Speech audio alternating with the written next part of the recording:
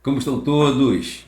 Mais uma vez, bem-vindos aqui ao canal Professor Seca e hoje para a nossa aula de revisão e última aula de condomínio edilício. E sejam bem-vindos, não esqueçam de dar o seu like ao final, não esqueçam de convidar um colega, um amigo e não se esqueçam de se inscrever no canal. Bom, então vamos começar a nossa aula hoje, nossa última aula sobre direito condominial. Nós temos a primeira abordagem sobre os direitos dos condôminos. Na aula passada nós tínhamos falado sobre os deveres. Nós temos a regulação dos direitos dos condôminos nos artigos 1335, 1338, 1339, seu parágrafo 2º. E aí vamos lá, o primeiro direito a se destacar aqui é o direito de usufruir livremente e dispor das unidades. A titularidade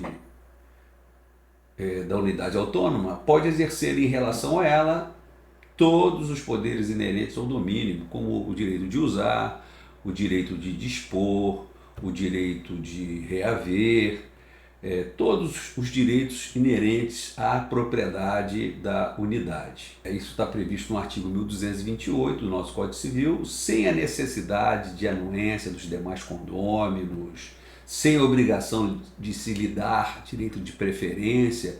Isso é, na verdade, uma obrigação lá no modelo de condomínio simples, condomínio comum. O poder jurídico sobre a unidade deve ser exercido dentro dos limites logicamente estabelecidos em lei na convenção do condomínio, que é a lei particular da comunidade, é a norma convencionada pela comunidade.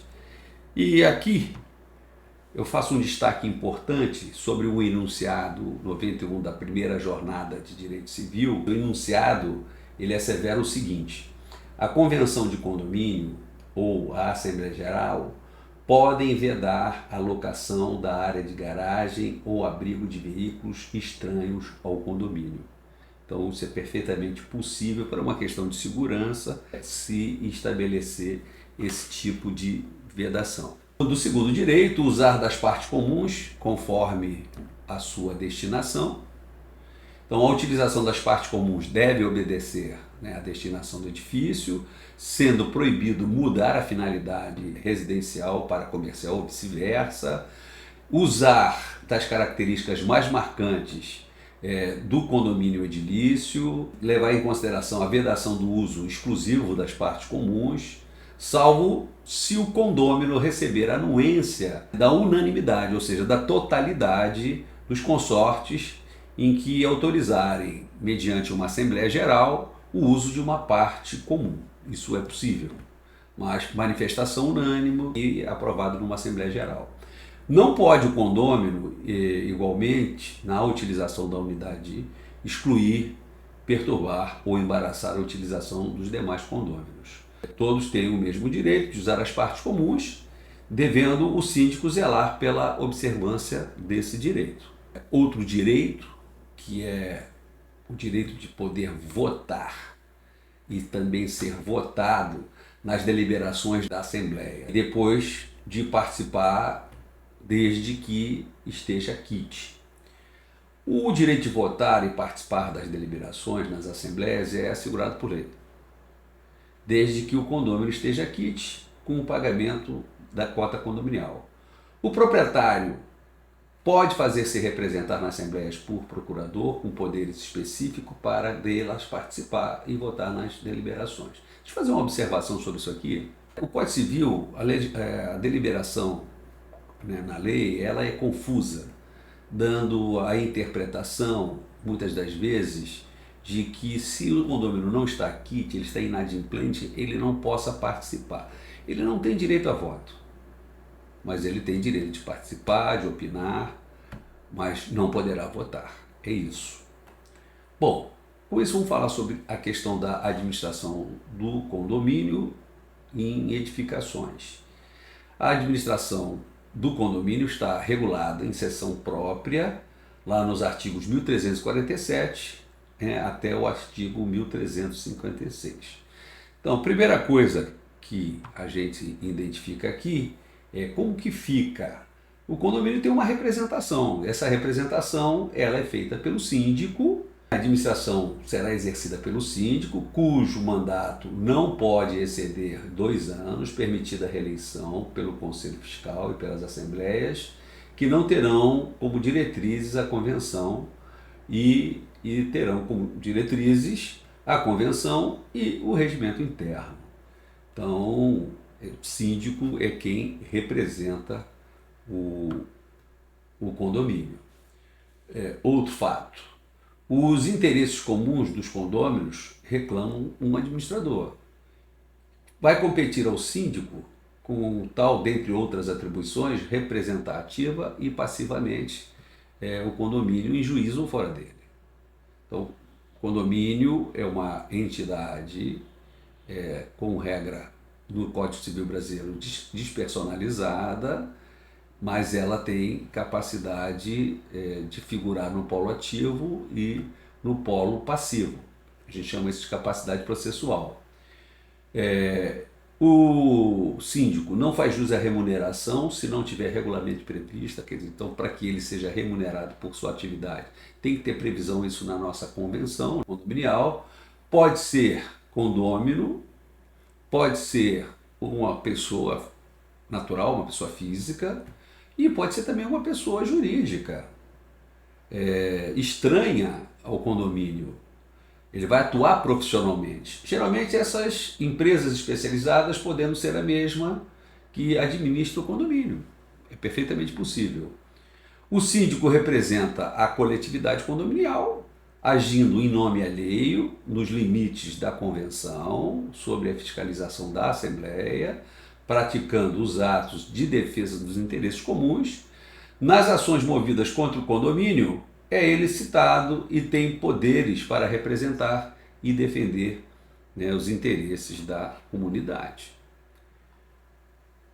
Eu coloquei aqui para vocês uma jurisprudência bastante interessante com relação a essa questão do inadimplemento e o uso das unidades comuns.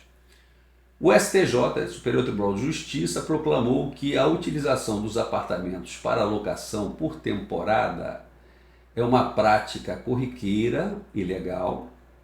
Inclusive, no artigo 48 da Lei 8.145, o Código Civil assegurou aos proprietários o direito de gozar dos seus bens. Igualmente, a Lei de Locações determina que os aluguéis temporários possuem prazo máximo de 90 dias. Dessa maneira, não há nenhuma ilegalidade no fato da autora agravada promover a alocação de seu apartamento a pessoas estranhas ao condomínio por curto período de tempo. Só chamar a atenção para vocês aqui, houve um erro de digitação aqui, está falando Lei 8.145, mas é Lei 8.245, foi digitado errado, digitei errado ali, tá? Essa decisão aqui do Superior Tribunal de Justiça, principalmente em regiões como a nossa região aqui, que é uma região turística, é muito comum haver muito conflito com as pessoas que usam a locação das suas unidades para a temporada. Muito comum isso aqui, traz muito conflito. Mas vocês podem ver que a Corte Superior entendem que é perfeitamente legal você realizar esse tipo de locação, e tentar realizar a vedação por meio de assembleia seria considerado ilegal. Uma outra jurisprudência asseverou o seguinte: a simples locação da unidade autônoma por outros períodos não caracteriza a hospedagem, nem mesmo desvirtua a destinação exclusivamente residencial do condomínio. A proibição efetuada pelo condomínio de locação por temporada de unidades autônomas restringe os direitos dos condôminos, em especial o de gozar do imóvel.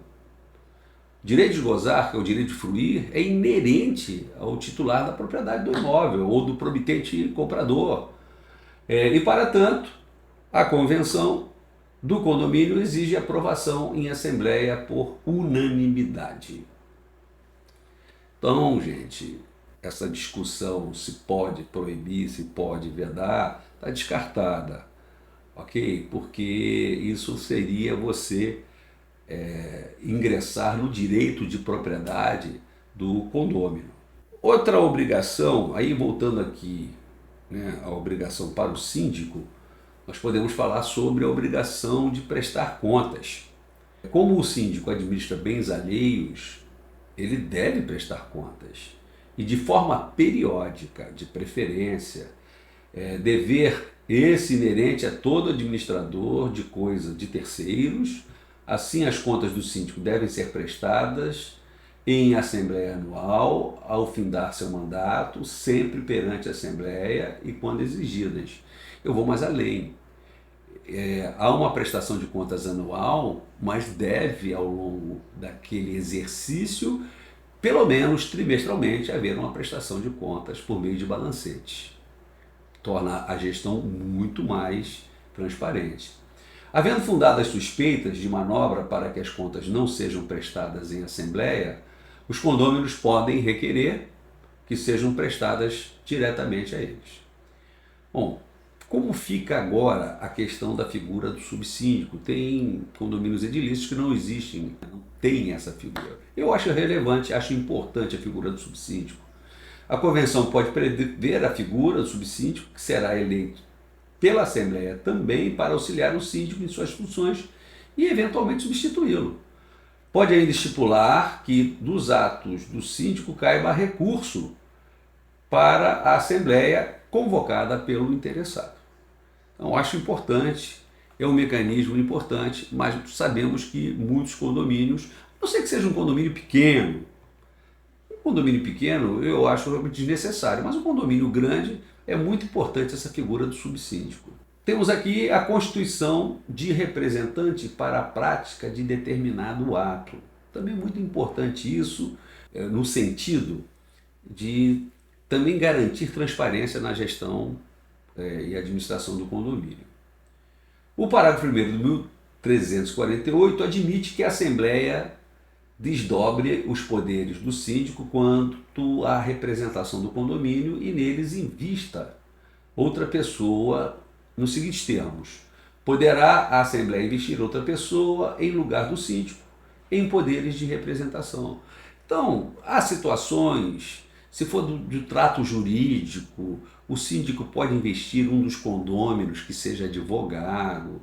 Se for alguma coisa que diz respeito à engenharia, o síndico pode nomear um condômino que seja engenheiro para representar o condomínio. Perfeitamente possível e, como já tinha falado, isso traz mais transparência e você acaba dando responsabilidade, atribuindo essa responsabilidade na representação a um profissional habilitado. Quanto à destituição do síndico, se houver práticas irregulares e administração que não seja conveniente aos condôminos, ele pode vir a ser destituído. A prática de irregularidades e a administração não conveniente, está lá no 1349, constituem conceitos vagos. E só o exame das circunstâncias que indicará em cada caso a configuração do requisito legal. Uma das hipóteses também, a falta da prestação de contas, né, a ausência de prestação de contas, constitui conceito preciso e grave violação a um dos principais deveres do síndico. Para a sua caracterização, não se exige a má-fé, nem a existência de prejuízo concreto para o condomínio, e desse modo a simples omissão já representa um prejuízo potencial. Vamos falar agora sobre o conselho consultivo. O síndico ele é assessorado por um conselho consultivo constituído de 3 condôminos, com mandatos que não podem exceder também a 2 anos, sendo permitida a reeleição. Este é um órgão de assessoramento e fiscalização. O 1356 do Código Civil dispõe-se que poderá haver no condomínio também um conselho fiscal composto de 3 membros eleitos em assembleia por prazo não superior a 2 anos, ao qual compete dar parecer sobre as contas do síndico. Você pode ter então um conselho consultivo com determinadas atribuições, no mínimo 3 condôminos e suplentes, e você poderá ter também um conselho fiscal, ou ter um conselho consultivo, também com atribuição de conselho fiscal. Também é uma alternativa bastante interessante. Mas nunca esquecer de que é importante que você tenha suplentes. Muitas vezes, ao longo do mandato, do exercício, um desses conselheiros, por algum motivo, ele não pode continuar, então é necessário e fundamental que você nomeie suplentes. A Assembleia Geral Ordinária, bom, a Assembleia Geral é o órgão mais alto de um condomínio. E a Assembleia Geral Ordinária, ela é realizada uma vez por ano, de 12 em 12 meses. Ela tem como objeto, ela é convocada pelo síndico e tem como propósito aprovar as contas, submeter, né, aos condôminos as contas, o orçamento e proposta da cota condominial para o exercício seguinte e, eventualmente, eleger-lhe novamente síndico. Também é a Assembleia que tem a possibilidade de alterar o regimento interno. Bom, deixa eu dar uma lida aqui para vocês. Deve haver anualmente uma Assembleia Geral Ordinária convocada pelo síndico na forma prevista da convenção, a qual compete, além das demais matérias inscritas na ordem do dia, aprovar por maioria dos presentes o orçamento das despesas, as contribuições dos condôminos, a prestação de contas e, eventualmente, eleger substituto e alterar o regimento interno.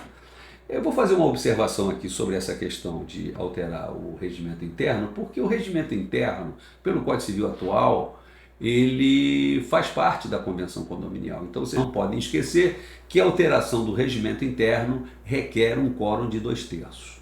As decisões da Assembleia, tomadas em cada caso pelo quórum que a Convenção fixar, obrigam todos os condôminos, mesmo os vencidos e todos que não comparecerem.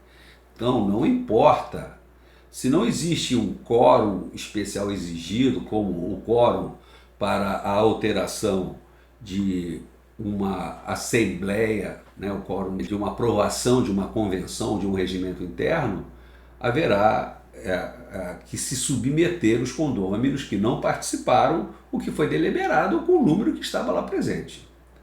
Bom, vamos dar continuidade, falamos sobre a Assembleia, vamos falar agora sobre as Assembleias Gerais Extraordinárias. As Assembleias Gerais Extraordinárias podem ser convocadas pelo síndico ou por condôminos que representem pelo menos 1/4, no mínimo, do condomínio, sempre que exijam os interesses gerais.